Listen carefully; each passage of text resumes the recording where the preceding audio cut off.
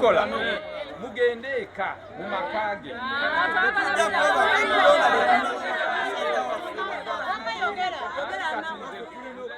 Poliisi bwetunse n'abantu abangi abakungaanidde mu ddwaliro e Mulago amangu ddala nga bafunye amawulire g'okufa kw'omuyimbi Martin Angume, wabula abantu balemeddeko era ekiddiridde kuwanyisiganya bisongovu.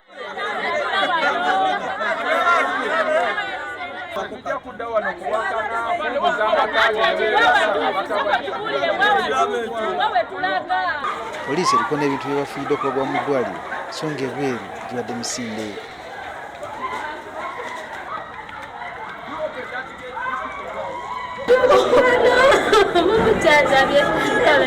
Abantu naddala abayimbi n'emikwano bakuŋŋaanya okulaba ng'amaliriza emisuso gy'eddwaliro gyonna egyetaagisa.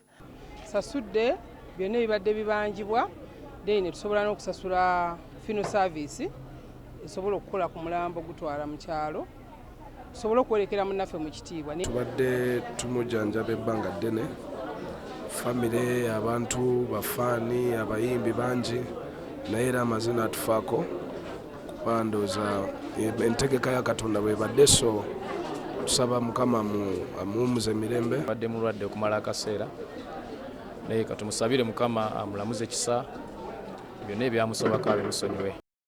Eyamutwala yenga ndabye siba bw'omu nsula bw'omu amazima empewo enfuuwa. Angume abadde muyimbi ow'ennyimba za bandi yatandika okuyimba eyo mu mwaka wa 2000 mu kibiina ki Diamond Production ekikulirwa mu Nakatemba Katolubwama.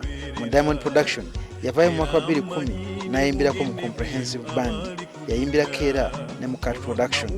Waafiiridde ku myaka 34 abali talina kibiina mwali ng'ayimba yekka.